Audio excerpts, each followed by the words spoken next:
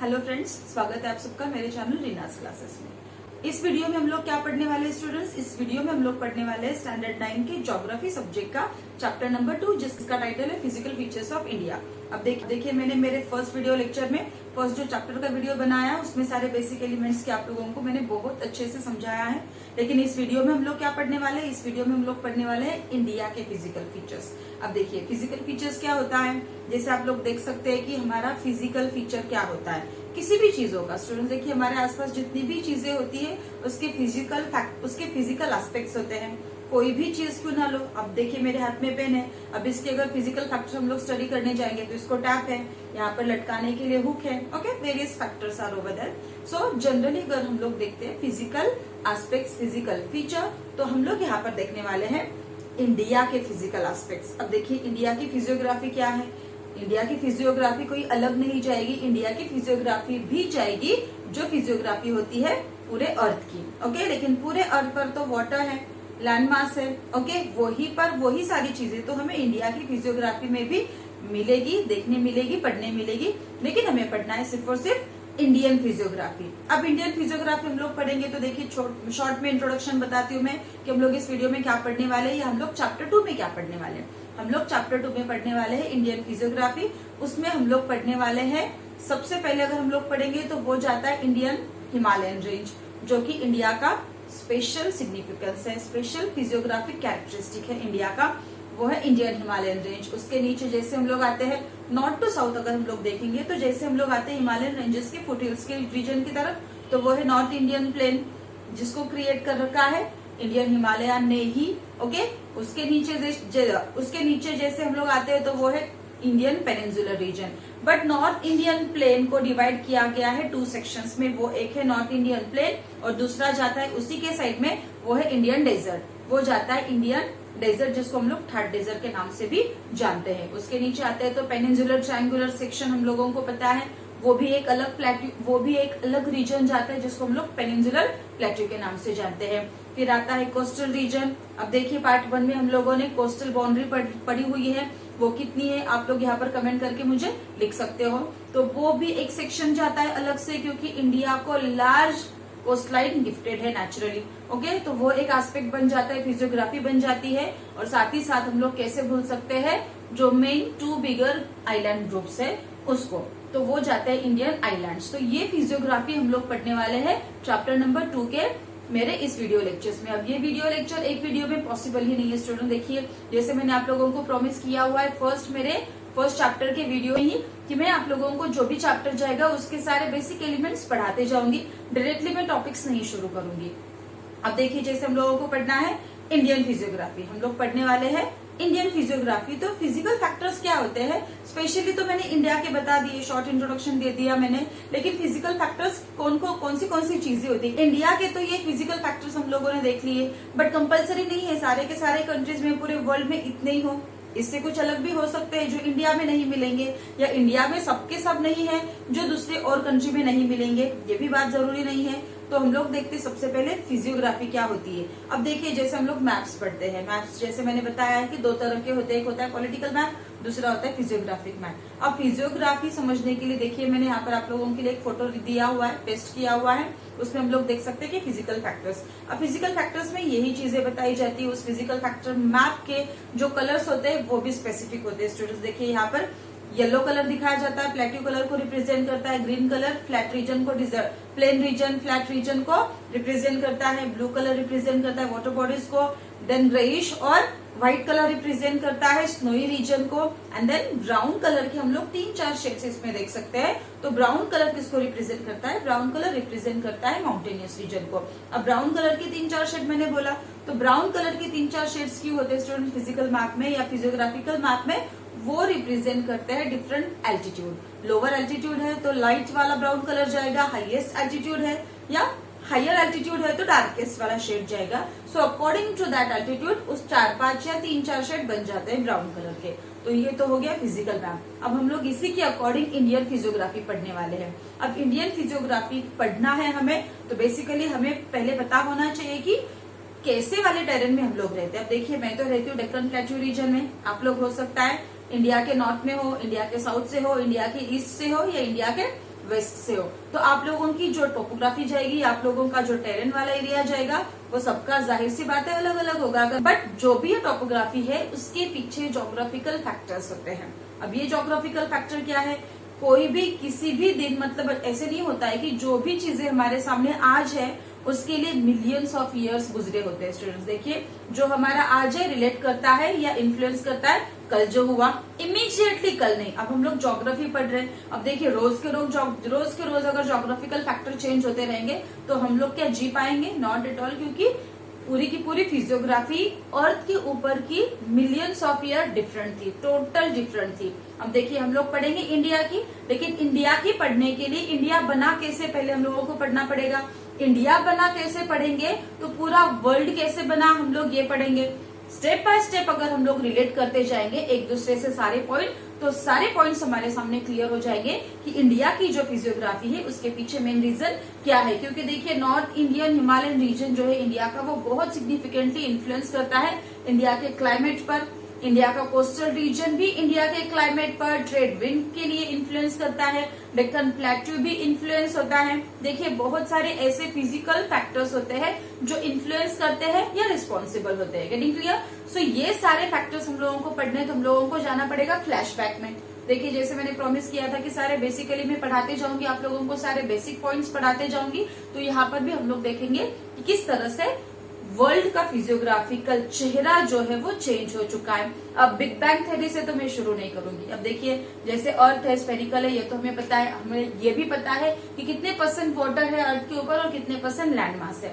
अब जितनी % land mass है वो सारी की सारी लैंड मास हम लोग आज की डेट में देखते हैं 7 डिफरेंट कॉन्टिनेंट्स में डिवाइडेड है। अभी स्पेसिफिक उसके हम लोगों के सामने मैप्स है, उसके बाउंड्रीज है, उसके सारे के सारे डिटेल मैप्स हमारे सामने अवेलेबल है। लाइक 7 कॉन्टिनेंट कौन से अभी ये बताने की जरूरत नहीं है स्टूडेंट। देखिए ये जो कॉन्टिनेंट्स बने हैं, इन कॉन्टिनेंट्स को ज्योग्राफिकली अगर हम लोग पढ़ते हैं या जियोलॉजिकली अगर हम लोग पढ़ते हैं तो उसे कहा जाता है टेक्टोनिक प्लेट्स। अब ऐसी थ्योरी है जो सारे जियोलॉजिस्ट ने या वर्ल्ड के साइंटिस्ट ने मिलाकर बनाई हुई है टेक्टोनिक्स थ्योरी। अब ये टेक्टोनिक्स थ्योरी क्या है? देखिए जैसे मैंने बताया कि आज जिस तरह से हमारे सामने 7 कॉन्टिनेंट्स है, मतलब जो ये 7 कॉन्टिनेंट्स है या 7 टेक्टोनिक प्लेट्स है, अर्थ के ऊपर का जो लेयर है। अब अर्थ के ऊपर का लेयर मैंने बताया, अब देखिए यहाँ पर मैंने पिक्चर पेस्ट किया हुआ है। अर्थ के लेयर्स कैसे होते हैं? अर्थ के 3 लेयर्स है। मेजर सबसे ऊपर होता है जिसके ऊपर हम लोग रहते हैं या जिसके ऊपर वाटर बॉडीज है, वो होता है क्रस्ट। अर्थ का अपर मोस्ट लेयर होता है क्रस्ट। उसके नीचे हम लोग जाएंगे तो वो होता है मैंटल। उसके नीचे सेंट्रल एरिया में हम लोग जाएंगे अर्थ के, तो वो होता है कोर। अब मैंटल भी और कोर भी 2 सेमी लेयर्स में डिवाइडेड है। अब वो इतना डीपली अभी हम लोग नहीं देखेंगे, जैसे जैसे टॉपिक आते जाएंगे उसको हम लोग पढ़ेंगे, डोंट वरी। लेकिन ये 3 लेयर्स है अर्थ के ऊपर। ओके, अब ये 3 लेयर्स है अर्थ के ऊपर, तो सबसे अपर मोस्ट लेयर जो है वो है क्रस्ट वाला। अब इसी क्रस्ट को डिवाइडेड है, यही क्रस्ट डिवाइडेड है 7 major and minor tectonic plates में, जो हम लोग आज कहते हैं कॉन्टिनेंट्स। अब कॉन्टिनेंट्स है तो सिर्फ कॉन्टिनेंट्स से प्लेट से स्टूडेंट्स यहाँ पर सिर्फ और सिर्फ कॉन्टिनेंट्स को प्लेट नहीं कह सकते। अब देखिए हम लोग देखते हैं कि यहाँ पर अर्थ के ऊपर 71% वाटर है। ओके, अब 71% के नीचे हम लोग जाएंगे तो सीधे हम लोग क्या मैंटल में जाएंगे या हम लोग कोर में जाएंगे? नॉट एट ऑल स्टूडेंट, वहां पर भी हम लोग जाएंगे तो वहां पर भी ओशन फ्लोर है, वहां पर भी जमीन है, वहां पर भी लैंड मास है। मीन्स ये हमें क्लियर हो जाता है वहां पर कि ये जो टेक्टोनिक प्लेट्स है वो 7 मेजर एंड माइनर प्लेट्स में डिवाइडेड है। Getting clear? अब ये प्लेट्स मैंने बोला है क्योंकि देखिए हर एक प्लेट्स के बाउंड्रीज है, मार्जिन्स है। Getting clear? क्योंकि उसके ऊपर क्रैक्स है, उसके ऊपर नहीं, वो क्रैक्स के थ्रू डिवाइडेड है ईच अदर से। Getting clear? क्योंकि वो डिवाइडेड क्यों है? बिकॉज देखिए अर्थ अगर हम लोग समझेंगे, जैसे मैंने बताया कि जैसे पॉइंट आएगा तो मैं बताऊंगी, हम लोग जिस अर्थ पर रहते हैं या हम लोग जिस अर्थ पर रहते हैं तो वो अर्थ के लेयर्स जो, जैसे मैंने आप लोगों को बताया कि एक तो सबसे ऊपर वाला जो है अपर मोस्ट जो लेयर है वो है क्रस्ट, उसके नीचे मैंटल है। मैंटल जैसे 2 लेयर्स में डिवाइडेड है, एक है सेमी लिक्विड और एक है सॉलिड। ओके, मैंटल है, देखिए मैंटल मतलब मेंटल वर्ड नहीं है, इसकी स्पेलिंग थोड़ी सी अलग है और पढ़ने में और बोलते टाइम पर गलती मत कीजिए, वो है मैंटल। अब मैंटल के जो 2 लेयर्स मैंने बताया, सेमी लिक्विड। अब सेमी लिक्विड है, जाहिर सी बात है आप लोगों को इतना तो याद होना चाहिए कि वो होता है मोल्टन मैग्मा, वो होता है मोल्टन रॉक जो सेमी लिक्विड स्टेट में है, मतलब कंटिन्यूअसली वो वहां पर उबल रहा है। Getting clear? मोल्टन मैग्मा है, मोल्टन रॉक है चिल्ड्रन वहां पर, तो वो होता है सेमी लिक्विड, क्योंकि वो सॉलिड भी नहीं है और वो लिक्विड भी नहीं है, वो होता है सेमी लिक्विड, क्योंकि रॉक है, पिघला हुआ रॉक है। Getting clear? और कंटिन्यूअसली बॉइल हो रहा है। सो वो 2 लेयर से मेंटल के जैसे, उसके भी नीचे हम लोग जाएंगे तो कोर भी 2 लेयर्स में डिवाइडेड है, वो भी सेम वैसे ही है, एक है सॉलिड, दूसरा है semi liquid. Getting clear? But अब ये जो लिक्विड वाला लेयर है, ओके, जैसे क्रस्ट के नीचे लिक्विड वाला लेयर है मेंटल का, तो उसके ऊपर हम लोग फ्लोट कर रहे हैं स्टूडेंट्स। Getting clear? ये जो हम लोग टेक्टोनिक प्लेट्स के ऊपर है, हम लोग अभी है, या ओशन भी, ओके, हम लोग जहां पर है या ओशन भी है, वो सारा टेक्टोनिक प्लेट्स के ऊपर, क्रस्ट के ऊपर बना हुआ है। और ये जो क्रस्ट के लेयर है या जो क्रस्ट है वो डिवाइडेड है। क्यों डिवाइडेड है? उसकी जो प्लेट्स है वो मार्जिन लाइन से, वो प्लेट मार्जिन लाइन हम लोगों को देखने मिलती है और वो क्रैक्स में है। क्यों है क्रैक्स में? क्योंकि देखिए, जब हम लोग किसी वो लिक्विड एरिया पर या लिक्विड सरफेस पर अगर हम लोग पत्तों को या किसी भी चीज को डाला तो वो अपने आप में बहता जाता है। Getting clear? क्योंकि हम लोग किसको डालकर देखेंगे, हम लोग डालकर देखेंगे कागज को, पत्तों को, जो कि बहुत लाइट वेट रहेगा और उसकी मूवमेंट हम लोगों को क्लियरली समझ में आएगी। लेकिन हम लोग वाटर की बात करेंगे तो वो होता है टोटली लिक्विड स्टेट में। बट यहाँ पर हम लोग पढ़ने वाले हैं, यहाँ पर हम लोग पढ़ रहे हैं कि semi liquid material, semi liquid material. अब सेमी लिक्विड मटेरियल है तो इतना कंटिन्यूअसली उसके ऊपर मूवमेंट नहीं रहेगी, मूवमेंट रहती है, कंटिन्यूअस मूवमेंट है, बट इस मूवमेंट्स को प्लेस होने के लिए या एक्शन कंप्लीट करने के लिए मिलियंस ऑफ इयर्स लगते हैं, जिसकी वजह से हम लोगों को ये पता होना कंपलसरी है कि इमीडिएटली जो चीजें होने वाली है अर्थ के ऊपर, वो होती है रैपिड मूवमेंट, और कुछ स्लोली होती है, वो होता है स्लो अर्थ मूवमेंट। अब ये inside of earth, interior of the earth में, मतलब हमेशा बीनीथ द क्रस्ट ये चीजें सारी होती रहती है। अब ये चीजें कौन करने वाले हैं, इसके लिए रिस्पॉन्सिबल फैक्टर क्या है? अब ये जो मोल्टन मैग्मा है, मोल्टन मैग्मा क्रिएट कर रहा है प्रेशर, एक्सर्ट कर रहा है सरफेस की तरफ प्रेशर, तो प्रेशर मतलब कन्वेक्शनल करंट क्रिएट कर रहा है और फोर्सफुली वहां पर प्रेशर क्रिएट कर रहा है। तो वहां के जो प्लेट्स है उसमें थोड़ी ना थोड़ी या उसमें बहुत माइनर मूवमेंट कंटिन्यू होती रहती है। एक तो क्या हो जाएगा, वो पास में आ जाएगी या वो डाइवर्ट हो जाएगी। ओके, 2 चीजें उसमें रहेगी और ये दोनों चीजों की वजह से ही प्लेट्स में मार्जिन्स बनी हुई है, मतलब क्रैक्स बनी हुई है। Getting clear? तो ये जो 7 टेक्टोनिक प्लेट्स है, जिसकी वजह से पूरे अर्थ के ऊपर का जो क्रस्ट का लेयर है वो डिवाइडेड है, और उसकी वजह से हम लोग पढ़ते हैं कि कॉन्टिनेंट्स हम लोगों को अलग देखने मिलते हैं, बट जो कॉन्टिनेंट्स है उतने ही प्लेट्स कंपलसरी नहीं है। देखिए, आप लोगों की बुक में फिगर भी दिया और यहाँ पर मैंने दिखाया भी आप लोगों को कि वो कंपलसरी जो टेक्टोनिक प्लेट्स है वही 7 कॉन्टिनेंट्स है, जरूरी नहीं है स्टूडेंट्स, क्योंकि कुछ ओशनिक वाटर या कुछ ओशन बेड में भी सबमर्ज्ड है। Getting clear? अब ये सारा सब कुछ कब होता है, कैसे ये रिस्पॉन्सिबल होता है? देखिए, बहुत बार हम लोग देखते हैं कि जितना भी टेक्टोनिक प्लेट्स है, जितनी भी टेक्टोनिक प्लेट्स है जो रेस्ड अप हो चुकी है, या मतलब जैसे मैंने शुरुआत में बताया आप लोगों को, देखिए याद कीजिए कि मैंने बताया जब अर्थ बनी थी तो अर्थ के ऊपर का जो लैंड मास था वो आज की डेट में जैसे 7 कॉन्टिनेंट्स में डिवाइडेड है या हम लोग जो देख पाते हैं वैसा नहीं था। सिंपली सिर्फ और सिर्फ इकट्ठा एक जगह पर सारा लैंड मास था, जिसको 2 सेक्शंस में डिवाइड किया गया हुआ था या डिवाइडेड था, जिसको हम लोग northern land mass and southern land mass बोलकर ही हम लोग जानते हैं। अब देखिए, वो जो नॉर्दर्न लैंड मास है और सदर्न लैंड मास है वो सारा सबसाइड होता गया, वो सारा एक दूसरे से डाइवर्ट होता गया, एक दूसरे से फ्लोटिंग की वजह से, जो कैपेसिटी थी फ्लोटिंग की, मतलब जो मोल्टन मैग्मा हम लोग सेमी लिक्विड लेयर पर क्रस्ट के ऊपर है, तो वो धीरे धीरे मिलियंस ऑफ इयर्स इसके लिए लगे हैं। देखिए, एक दिन में नहीं हुआ, 1000 सालों में नहीं हुआ है, ओके, लैक्स ऑफ में नहीं, मिलियंस ऑफ इयर्स अगो ये कंटिन्यूअसली होता रहा। और आज हम लोग देखते हैं कि इंडिया के कॉन्टिनेंट सारे एक दूसरे से अलग अलग है। मतलब हम लोग देखते हैं ऑस्ट्रेलिया कहीं और है, इंडिया अलग है, इंडिया एक्चुअली एडजॉइन है, एशिया का पार्ट है इंडिया, बट नॉर्थ अमेरिका अलग दिखता है, साउथ अमेरिका अलग है, अफ्रीका अलग है, अंटार्कटिका अलग है। Getting clear? यूरोप है, यूरोप तो अलग डिवाइडेड नहीं है, वो तो एशिया का ही पार्ट हम लोग समझ सकते हैं, क्योंकि वहां पर कोई वाटर बॉडी डिवाइड नहीं कर रही यूरोप और एशिया को। अब देखिए, ये जो सारे टेक्टोनिक प्लेट्स का हम लोग खेल देख रहे हैं, तो जैसे मैंने बताया कि पहले सेम नहीं था, जैसे वो सारा लैंडमास इकट्ठा हुआ था, अब वो धीरे धीरे स्लोली वो डाइवर्जेंट हो रहा है। अब ये डाइवर्जेंट हो रहा है या कन्वर्ज हो रहा है, अब इसी सारी चीजों के लिए रिस्पॉन्सिबल फैक्टर है टाइप्स ऑफ रॉक। अब देखिए टाइप्स ऑफ रॉक समझेंगे अगर हम लोग, तो हम लोगों को पता चलेगा कि किस तरह से माउंटेन फॉर्म होते हैं, किस तरह से कॉन्टिनेंट्स फॉर्म होते हैं। अब ये रॉक बनते कैसे, रॉक बनने के लिए देखिए बहुत टाइम स्पेंड होता है, बहुत टाइम जाता है, ऊपर से लेयर बाय लेयर डिपोजिशन होता जाता है, नीचे से प्रेशर एक्सर्ट होता जाता है, फिर थाउजेंड्स ऑफ ईयर्स में, मिलियंस ऑफ ईयर में उसका कन्वर्जन होता है रॉक्स में। अब ये रॉक्स जो होते हैं, कुछ रॉक्स होते हैं ब्रिटल, हार्ड रॉक होता है जब वो नीचे से उसके ऊपर जब प्रेशर एक्सर्ट होता है तो वो एक तो सबसाइड हो जाता है, गेटिंग क्लियर। और अगर वो सबसाइड हो रहा है तो क्या हो जाएगा, सबसाइड होगा या वो एक दूसरे के ऊपर उसके प्लेट्स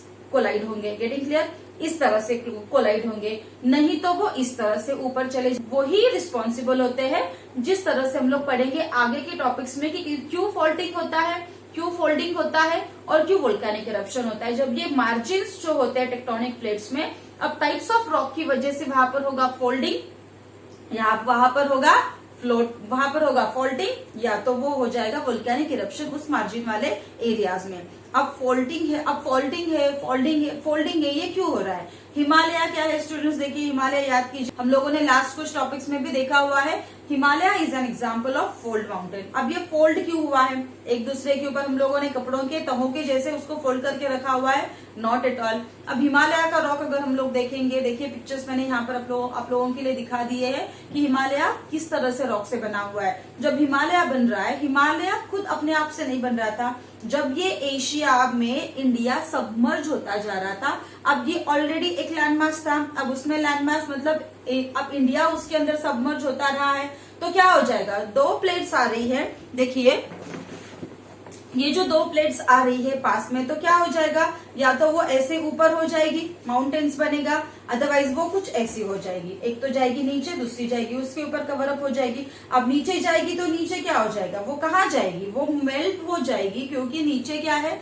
सेमी लिक्विड मैग्मा है वहां पर स्टूडेंट, सिंपली तो वो मेल्ट होते जाएगी, इसलिए हम लोगों को कुछ पता नहीं चलता। बट जो ऊपर वो वहां पर क्रिएट कर रही एक और लेयर, बट वो लेयर क्रिएट करेगी तो वो उसका फोल्डिंग होता जाएगा, गेटिंग क्लियर, फोल्डिंग होता जाएगा। समझ में आ रहा है आप लोगों को। अगर वो रॉक सॉफ्ट है तो, अगर वो हार्ड रॉक है तो सिंपली वहां पर कोलिजन होगा, वहां पर वो कोलाइड हो जाएगी या क्रम्बल हो जाएगा, गेटिंग क्लियर। सो क्या हो जाएगा, माउंटेनियस रीजन्स बनते जाते हैं। जैसे हम लोगों को पता है बहुत सारे माउंटेनियस रीजन्स हम लोग पूरे वर्ल्ड में पढ़ते हैं, इंडिया में भी हम लोग शुरू में माउंटेनियस रेंज ही पढ़ने वाले। तो आप लोगों को फोल्डिंग क्या होता है, फोल्डिंग क्या होता है, ये समझ में आना बहुत ज्यादा इंपॉर्टेंट है। इसके लिए हम लोगों को टाइप्स ऑफ रॉक समझना पड़ेगा। अब ये सारी एक्टिविटी हो रही है एक साल में हो रही है, नॉट एट ऑल, ये हो रहा है मिलियंस ऑफ ईयर्स में।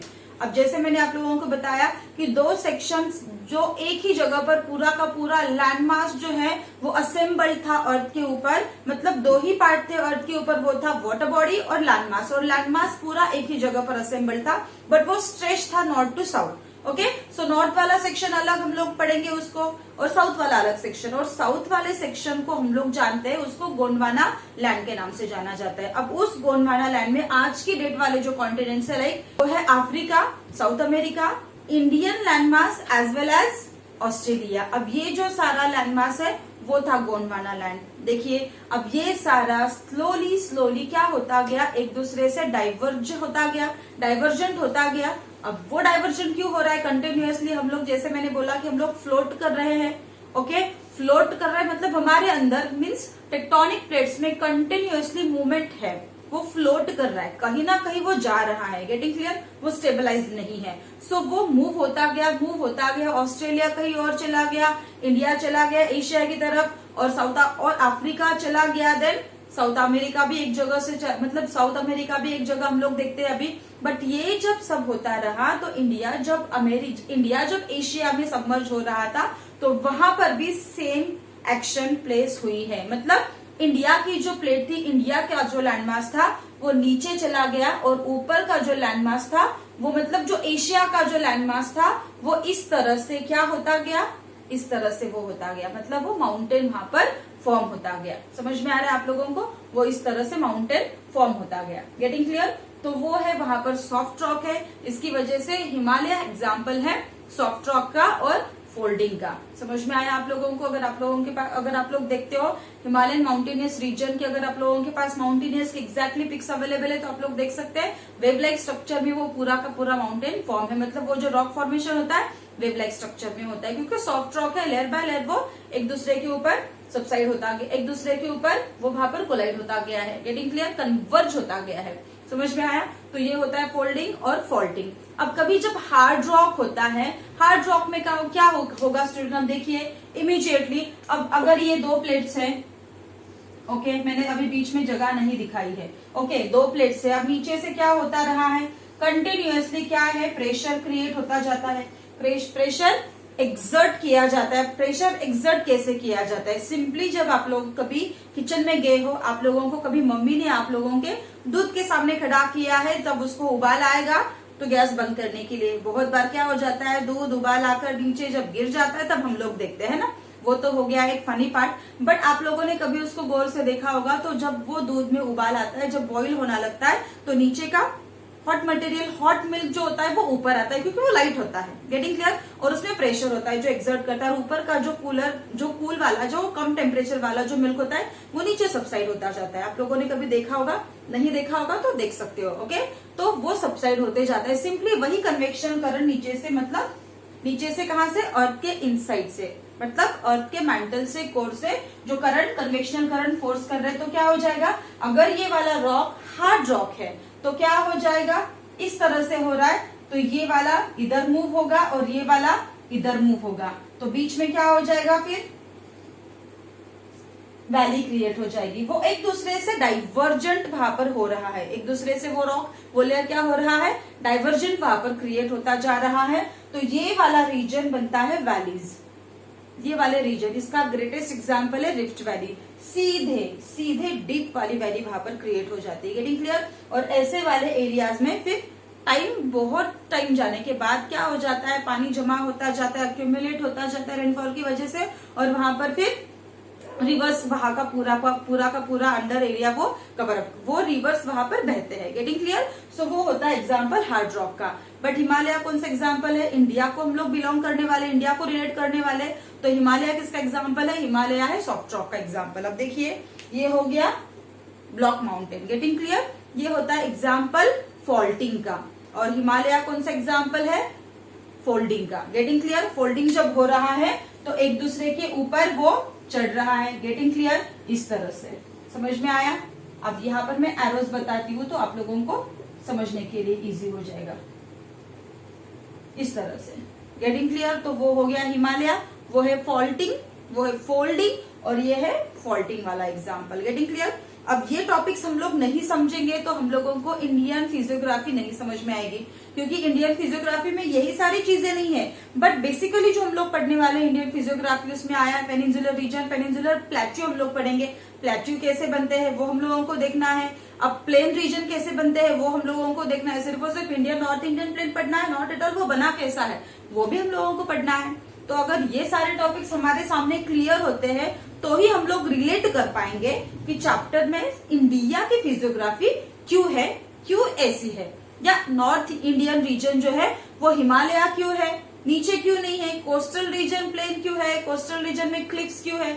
ये सारे फैक्टर्स हम लोगों को नहीं समझ में आएंगे। तो ये सारे बेसिक एलिमेंट्स यहाँ पर अगर आप लोगों के क्लियर होते हैं तो आप लोगों को सारे पॉइंट्स क्लियर होने के लिए हेल्प हो जाएगी।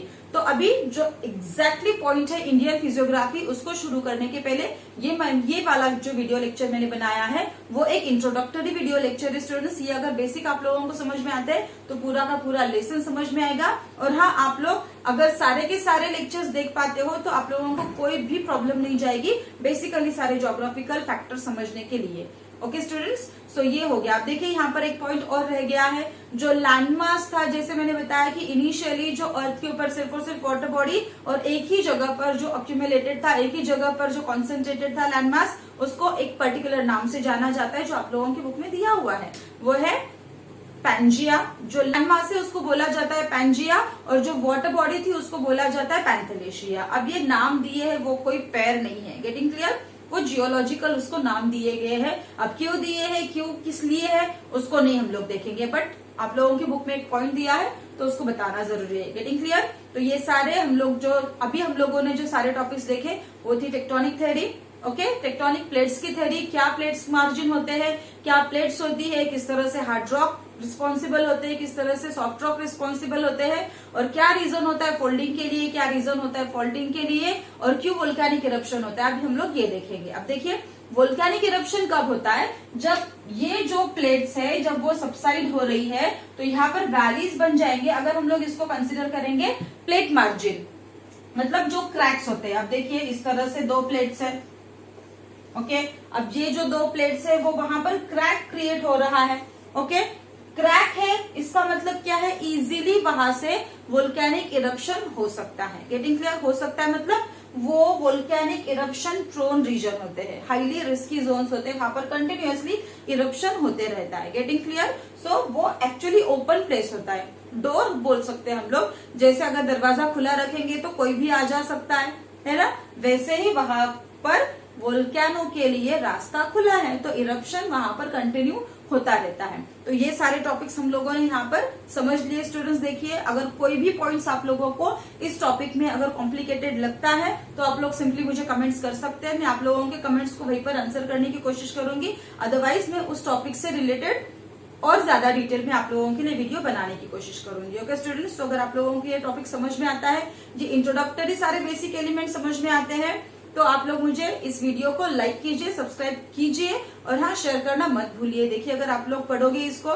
तो समझ पाओगे पूरी की पूरी Indian physiography. Okay students, so thank you for watching this video. Thank you students, bye bye.